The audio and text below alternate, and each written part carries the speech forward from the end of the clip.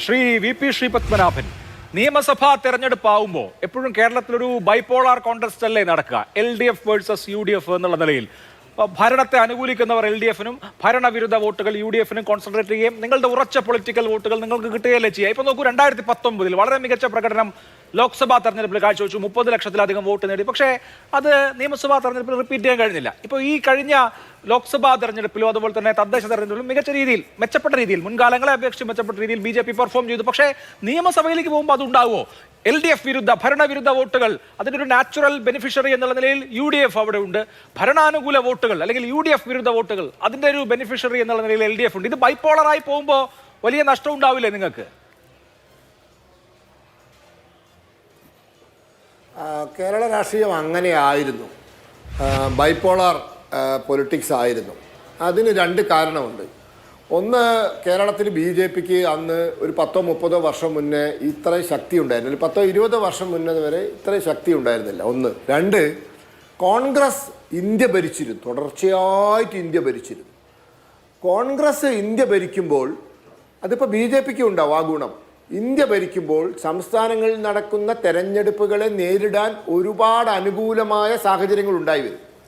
കോൺഗ്രസ്സിന് കേന്ദ്രത്തിൽ ഭരണം നഷ്ടപ്പെട്ടിട്ട് 12 വർഷമായി. അതിൻ്റെ ക്ഷീണം കേരളത്തിൽ മാത്രമല്ല, ഇന്ത്യയിൽ ഏതാണ്ട് എല്ലാ സംസ്ഥാനത്തും ഉണ്ട്. അപ്പോൾ ആ കോൺഗ്രസ്സിന് ആ ക്ഷീണമുണ്ട്. രണ്ട്, കഴിഞ്ഞ 20 വർഷം കൊണ്ട് BJP 5, 6, 7% വോട്ടിൽ നിന്നും ഏതാണ്ട് 20-ലേക്ക് ഉയർന്നു. അപ്പോൾ കഴിഞ്ഞ തെരഞ്ഞെടുപ്പിൽ ചരിത്രത്തിൽ ആദ്യമായി കേരളത്തിൽ ഒരു ലോക്സഭാ സീറ്റ് ജയിച്ചു. ഒരു നിയമസഭാ സീറ്റ് ജയിക്കുന്ന പോലെയല്ല ഒരു ലോക്സഭാ സീറ്റ് ജയിക്കുക.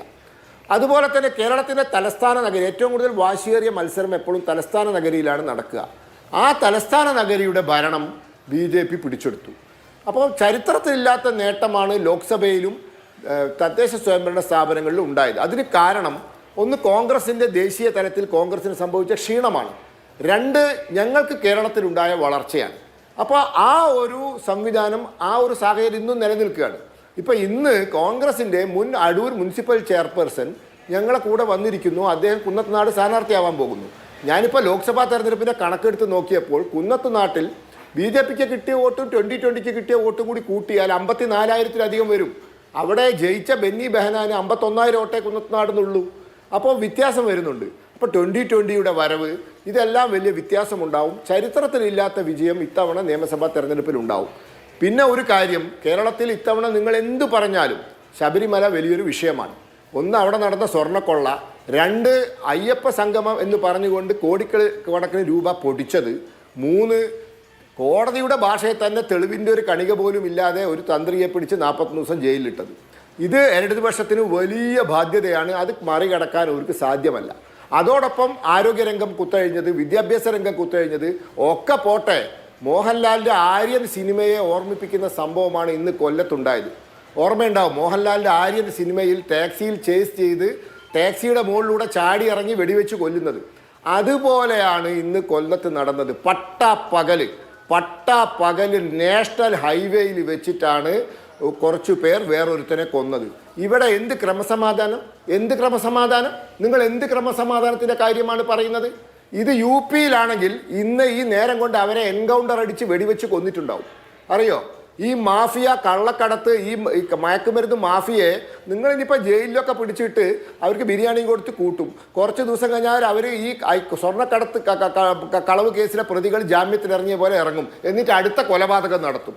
ഇതാണ് നിങ്ങൾ ചെയ്യുന്നത്. ഇവിടെ ഒരു ക്രമസമാധാനവും ഇല്ല. പരാജയമാണ്, അമ്പേ പരാജയമാണ്. പിന്നെ വികസന പ്രവർത്തനം, നാഷണൽ ഹൈവേ 63,000 കോടി രൂപ, അതിൽ 58,000 കോടി രൂപയും കേന്ദ്രത്തിൻ്റെ, 7,000 കോടി രൂപ ചെലവഴിച്ച് 35 റെയിൽവേ സ്റ്റേഷൻ നന്നാക്കുന്നു.